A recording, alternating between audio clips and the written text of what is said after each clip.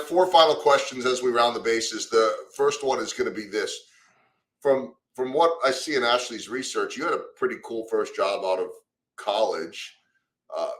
Tell me about that. Were you working on those pop-up video deals, or was it just for that company? Or just tell me about that.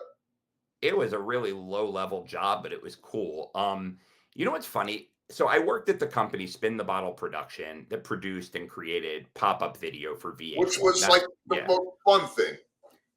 What's so funny about that is for about 10 years after I had that job, everyone I told that to reacted how you just reacted. I am telling you, I tell that to people now, and they're like, they have no idea what I'm talking about. Yes. And that makes me feel decrepit. Yeah. But it was a pop culture phenomenon. No, I was really low level. I was like PA, like, almost an intern level. It was the first, I basically advertised. When I came out of college, I advertised at a lot of places, and I got, I guess, what you would call an informational interview with this ad guy through a friend of a friend of a friend. I had no book, as they call it. I don't mean a book, a portfolio. That's what they call a book. But he thought I was a nice kid, I guess, and recommended me to these people. So I went over there, and I did stuff like I would take videos from our office to the MTV building, the Viacom building. I would just start, just the stuff that a first time job has.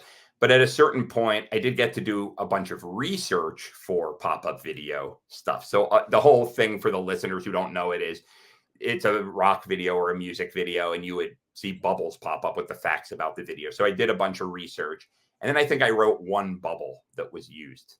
I forget which one. I think it was on one headlight. Yeah, I wrote one bubble that came up. But it was a cool job. If we had more time, I could tell you there was a lot of crazy stuff that went on in that office. But yeah, story for another day. All right, second question as we round the bases. You're obviously a punk rock guy. You lived in that world at least for a while. Who was your favorite punk rock band growing up or coming of age? My favorite punk rock band is a really strange choice. They're called the Dead Milkmen. Have you ever heard of them? Of course. Yeah. They were the band that got me into it. I was really into like what everyone else liked before that, hair metal and all that stuff. And I have an older cousin, 5 years older than me, who was like a skater, and I really looked up to him. And we were from Philly, which is where the Dead Milkmen are from. And he gave me their stuff. And when I first heard it, I was like, why can't this guy sing? Why is he screaming? And whatever. But they're actually very funny. And I was 13. So that got me into it because I thought they were hilarious. And then that opened, it talked to the weirdo in me. I love it. All right. Speaking of weirdos in the best of ways, I saw that you are a big fan of now it's hard to say it, the late Pee Wee Herman. When we talk about my childhood, like legend, just so damn funny. Like when I was reading that in Ashley's notes, and like immediately, if I read the name Pee Wee Herman, I immediately hear his voice and different lines, from movies and all that in my head. All I can hear is, "You're going the wrong way." What was it about Pee Wee that did it for you? Well, kudos to Ashley, because I do not put that out there. Like, I've talked about the punk rock thing a lot. She's not a stalker, by the way, but she's just really, really good. No, really good, because the punk rock stuff I talk about because it actually is relevant to the Hype Handbook. But I think what happened with the Pee Wee thing is I hadn't thought about him for years. Well, that's not true. I have a 13-year-old daughter. So when she was a kid, I remembered how much I loved his movie and all that. And so I showed it to her, and she really liked it when she was little. But when he died, I was actually just struck by how sad I felt, And I thought about it. And so I made this really big post, I think on X, on Twitter. And that's probably what she saw. And I think, I guess I don't think I was a misfit, although some people might disagree, but I was weird. You know what I mean? I was a weird kid. And like, I loved him as a kid, but I think just looking back on it, if you really look back on that as a children's entertainer, it was really, really weird. And there were all these references that I only got later, and it was just a strange thing. And he really cracked the public consciousness. And it's kind of sad too, because when you think of him now, you think of the big scandal, but we could talk about this too. I think he really got a raw deal. You know what I mean? I mean, I don't think Agreed. he did anything that bad. I think they had it out for him. No one needed to know about that. It's what everyone else was doing.